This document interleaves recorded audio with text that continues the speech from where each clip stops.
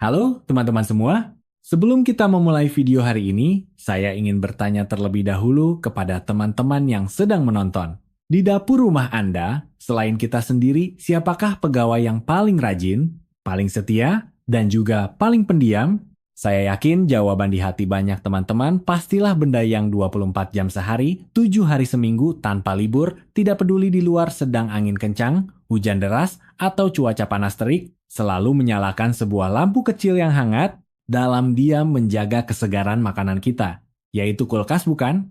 Kulkas bisa dikatakan sebagai jantung keluarga modern kita, pengawal makanan yang paling setia dan paling tak tergantikan di dapur kita.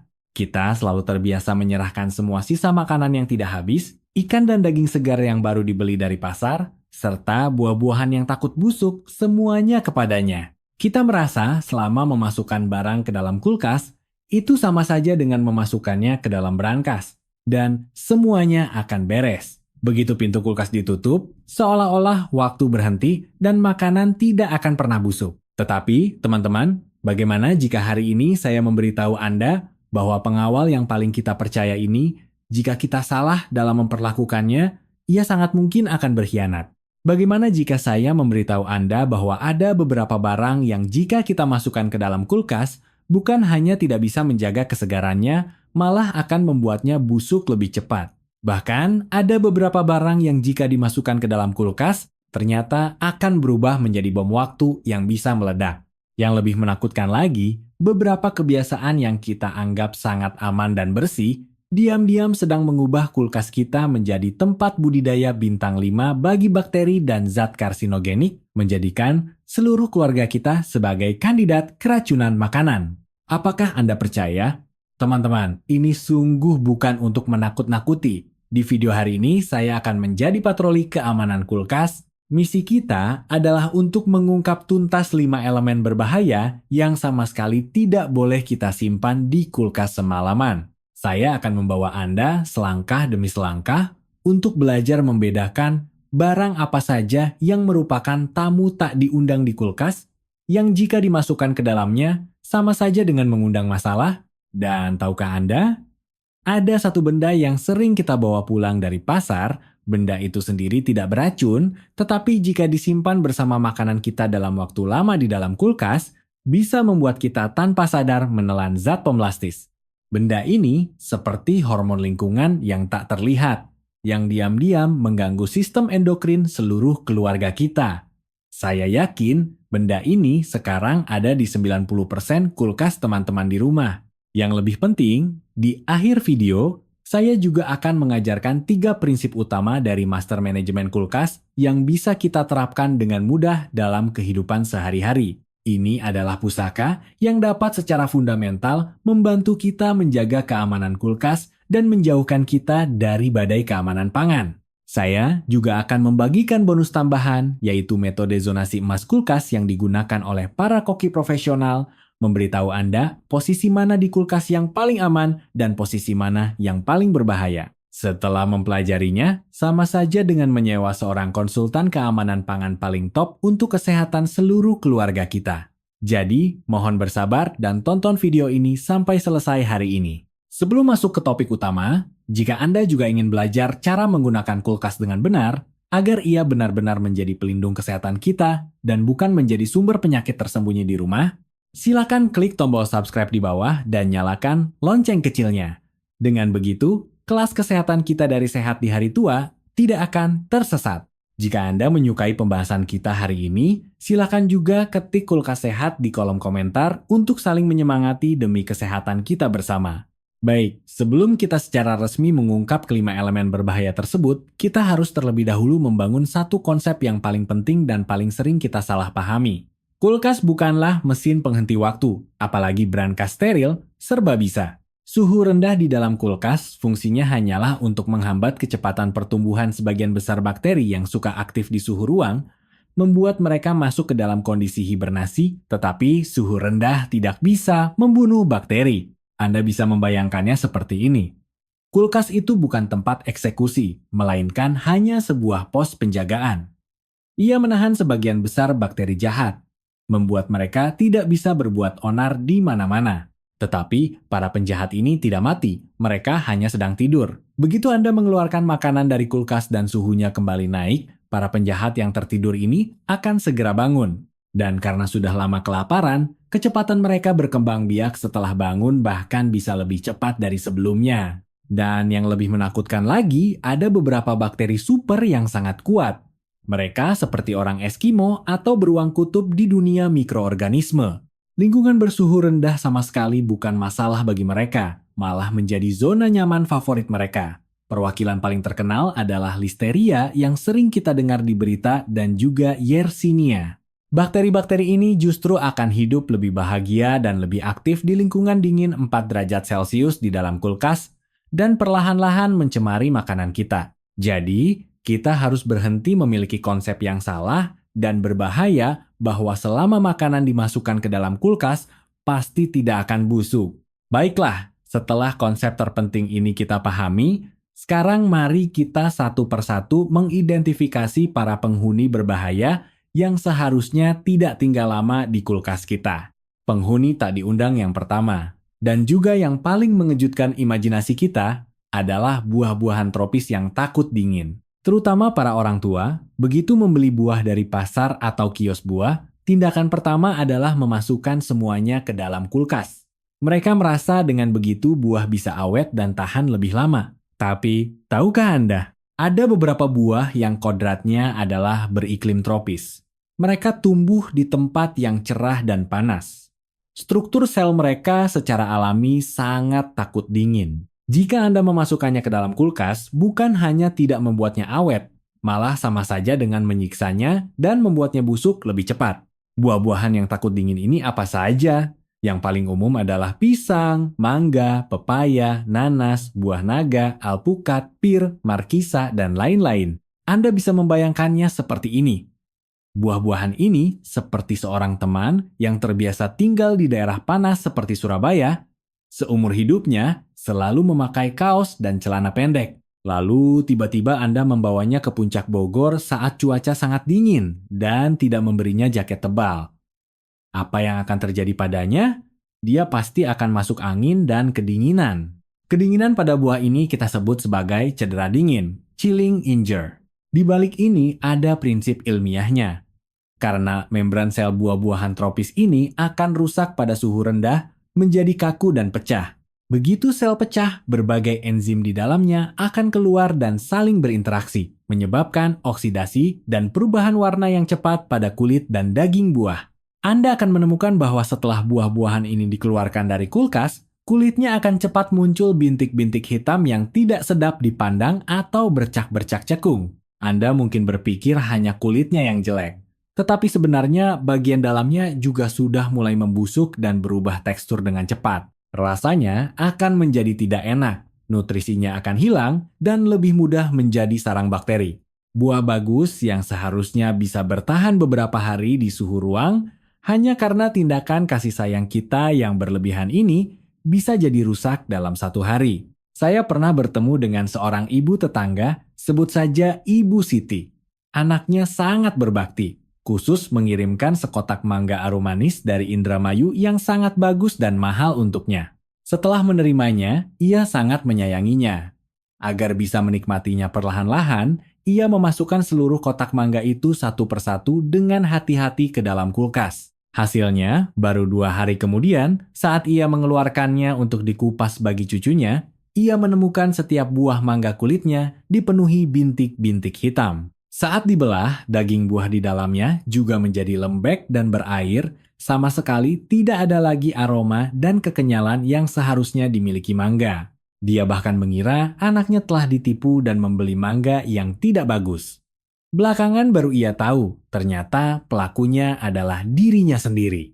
Jadi, teman-teman, harap diingat, buah-buahan yang berasal dari daerah tropis ini cukup diletakkan di tempat yang sejuk dan berventilasi di rumah. Jangan lagi buru-buru memasukkan mereka ke dalam istana es. Baik.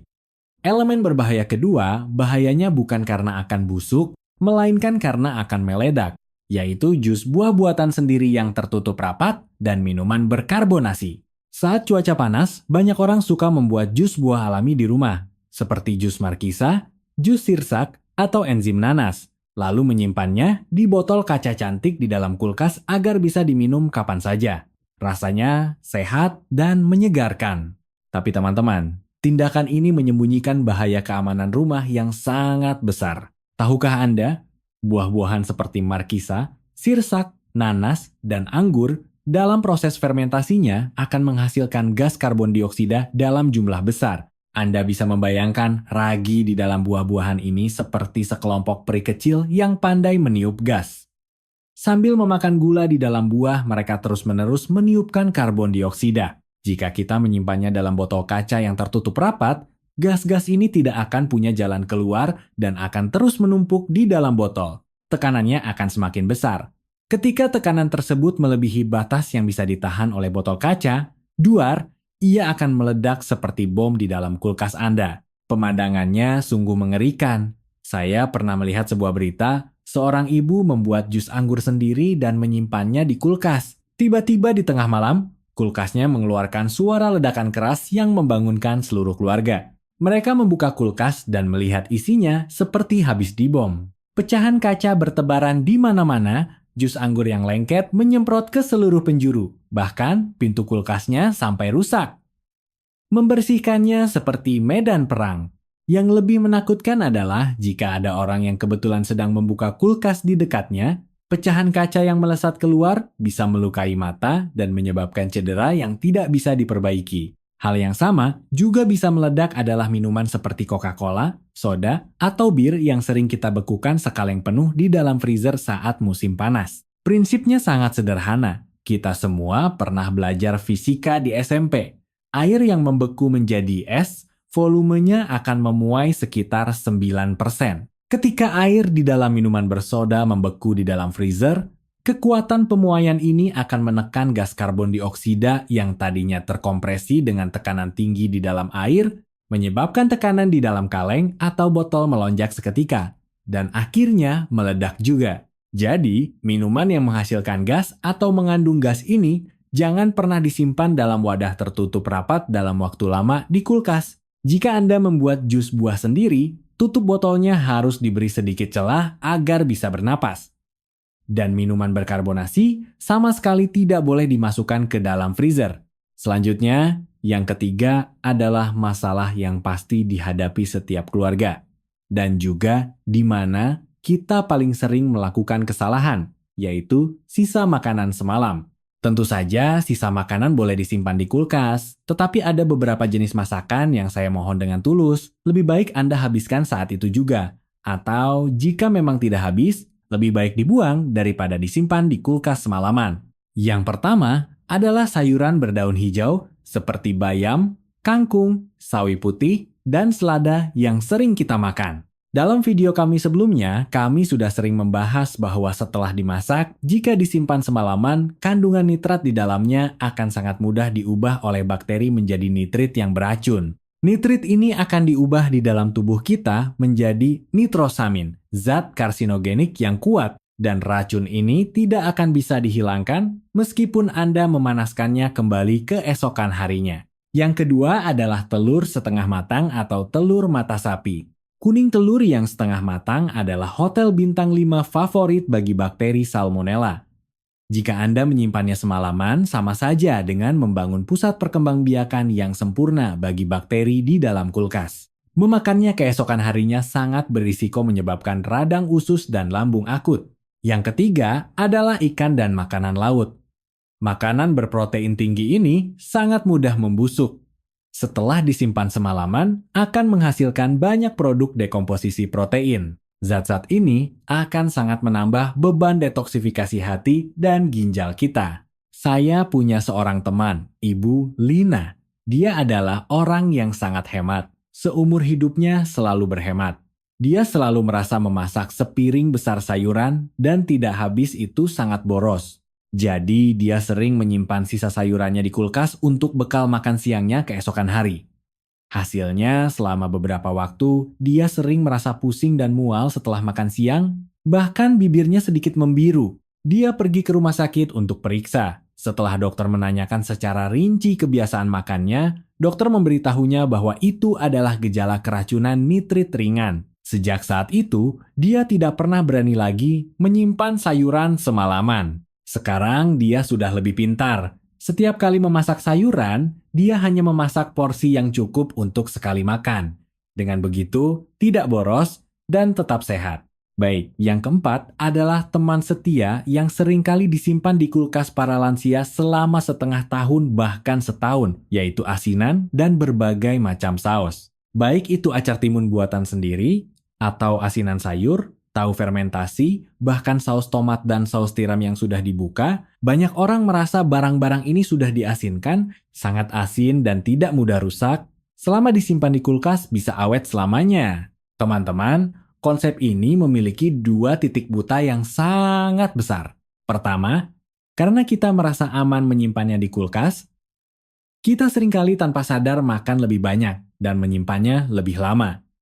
Kita semua tahu, makanan yang diasinkan mengandung banyak garam dan nitrat. Mengonsumsinya terlalu banyak akan meningkatkan risiko tekanan darah tinggi, stroke, bahkan kanker lambung. Kedua, dan yang lebih menakutkan, makanan yang diasinkan, meskipun disimpan di kulkas, masih mungkin bisa rusak, bahkan menjadi sarang bakteri yang sangat mematikan yang baru saja kita sebutkan, yaitu Listeria. Bakteri ini sangat menyukai lingkungan bersuhu rendah. Kompartemen pendingin di kulkas kita, Genje adalah surga baginya. Jika kita tidak sengaja menelannya, bisa menyebabkan demam dan diare. Bagi para lansia atau ibu hamil dengan imunitas yang lebih rendah, bahkan bisa memicu meningitis dan berakibat fatal. Jadi, makanan yang diasinkan sesekali boleh dimakan sedikit, tapi jangan lagi menganggapnya sebagai makanan aman yang bisa disimpan tanpa batas waktu di kulkas. Saus yang sudah dibuka juga harus diperhatikan tanggal kedaluarsanya. Jika warnanya atau baunya sudah berubah, harus segera dibuang. Baik, elemen berbahaya kelima dan yang terakhir. Ini bukan makanan, tetapi mungkin menjadi benda paling beracun di kulkas kita, yaitu kantong plastik warna-warni yang kita bawa pulang dari pasar. Anda bisa membuka kulkas di rumah Anda sekarang dan lihat, apakah juga dipenuhi dengan berbagai kantong plastik merah, hijau, dan hitam yang berisi aneka sayuran dan buah-buahan. Kantong-kantong plastik gratis yang kita dapat dari pasar atau pedagang kaki lima, pernahkah Anda berpikir terbuat dari bahan apa? Banyak di antaranya, untuk menekan biaya, dibuat dari plastik daur ulang, bahkan limbah medis. Agar warnanya lebih cerah, ditambahkan berbagai macam pewarna. Di dalamnya mungkin terkandung berbagai zat kimia yang tidak kita ketahui, logam berat, bahkan zat pemlastis yang bersifat karsinogenik. Kita menyimpan kantong-kantong beracun ini bersama dengan makanan kita, terutama daging yang permukaannya berminyak atau sayuran yang berair, dalam waktu lama di lingkungan kulkas yang tertutup dan lembab. Zat-zat berbahaya di dalam kantong tersebut sangat mungkin akan perlahan-lahan berpindah ke permukaan makanan kita. Lalu kita memasak dan memakan makanan tersebut, itu sama saja dengan memakan plastik secara kronis. Jadi teman-teman, mulai hari ini mohon biasakan diri. Sayuran dan buah-buahan yang dibeli dari luar, setibanya di rumah, hal pertama yang harus dilakukan adalah melepaskan kantong plastik yang tidak jelas asalnya itu. Ganti dengan kantong atau wadah penyimpanan makanan food grade yang bersih yang sudah kita siapkan sendiri, baru kemudian masukkan ke dalam kulkas. Tindakan sederhana ini adalah perlindungan terbaik yang bisa kita lakukan untuk kesehatan keluarga. Baiklah, setelah membahas 5 elemen berbahaya ini, di bagian akhir video, saya akan membagikan 3 prinsip utama dari master manajemen kulkas. Mohon diingat baik-baik. Prinsip pertama adalah pisahkan mentah dan matang, masing-masing dikemas. Ini adalah prinsip tertinggi dalam manajemen kulkas. Makanan matang, yaitu sisa masakan atau lauk yang sudah dimasak dan bisa langsung dimakan, harus disimpan dalam wadah kedap udara bertutup dan diletakkan di rak atas kulkas. Daging dan ikan mentah juga harus dikemas dalam wadah atau kantong penyimpanan dan diletakkan di rak bawah. Dengan cara ini, kita bisa menghindari bakteri dan darah dari makanan mentah menetes ke bawah dan mencemari makanan matang yang akan kita makan langsung, sehingga mencegah kontaminasi silang. Prinsip kedua adalah masuk pertama, keluar pertama, dan bersihkan secara berkala. Setiap kali kita memasukkan makanan baru ke dalam kulkas, kita harus memindahkan makanan yang lebih lama ke depan. Biasakan untuk memeriksa kulkas secara rutin setiap hari Sabtu atau Minggu, membersihkan makanan yang hampir kedaluarsa atau sudah tidak segar lagi. Jangan biarkan kulkas kita menjadi gudang makanan, atau bahkan sudut yang terlupakan. Kulkas yang bersih dan teratur barulah bisa benar-benar menjaga kesegaran. Prinsip ketiga adalah isi kulkas 70% PENIUL. Jangan pernah mengisi kulkas kita sampai penuh sesak seperti ikan sarden. Sisakan sedikit ruang agar udara dingin di dalam kulkas bisa bersirkulasi dengan lancar. Anda bisa membayangkan udara dingin sebagai polisi yang berpatroli di dalam kulkas. Jika kulkas terlalu penuh dan di mana-mana ada penghalang, maka polisi tidak bisa berpatroli ke setiap sudut. Efek pendinginan kulkas akan sangat berkurang, dan makanan di dalamnya justru lebih mudah rusak di sudut-sudut mati tersebut. Baiklah teman-teman, hari ini pembahasan kita tentang topik penting keamanan kulkas sampai di sini. Mari kita bersama-sama mereview dengan cepat 5 poin penting penyelamat hidup dari kulkas hari ini. Poin pertama, kita harus sadar bahwa kulkas bukanlah brankas serba bisa. Ia hanya bisa menghambat bakteri, bukan membunuh bakteri. Poin kedua, kita harus ingat baik-baik 5 jenis elemen berbahaya yang tidak boleh disimpan di kulkas semalaman. Buah tropis yang takut dingin, hati-hati cedera dingin, malah busuk lebih cepat. Minuman tertutup rapat yang menghasilkan gas, hati-hati menjadi bom di dalam kulkas. Sisa makanan tertentu, terutama sayuran hijau dan telur setengah matang. Hati-hati menelan zat karsinogenik dan kuman penyakit. Asinan yang disimpan jangka panjang. Hati-hati mengonsumsi garam berlebih dan bakteri listeria. Kantong plastik warna-warni yang tidak jelas asalnya. Hati-hati menelan zat pemlastis dan logam berat. Poin ketiga, kita harus menguasai 3 prinsip utama master manajemen kulkas untuk proaktif menjaga kesehatan, yaitu pisahkan mentah dan matang, masuk pertama, keluar pertama, dan isi kulkas 70% penuh. Teman-teman, kebijaksanaan di dapur kita tersembunyi dalam detail-detail kecil yang paling sering kita lakukan ini. Pintu kulkas ada di tangan kita untuk dijaga. Mulai hari ini, mari kita bersama-sama mengelola pengawal makanan terpenting di rumah kita ini dengan cara yang paling benar dan cerdas. Semoga pembahasan hari ini benar-benar bermanfaat bagi Anda. Jika Anda menyukai pembahasan kami, jangan ragu untuk menekan tombol suka untuk video kami, berlangganan saluran kami, dan bagikan kepada semua keluarga dan teman yang Anda sayangi di sekitar Anda. Ingatkan mereka untuk juga memeriksa kulkas di rumah mereka. Sampai jumpa di video berikutnya.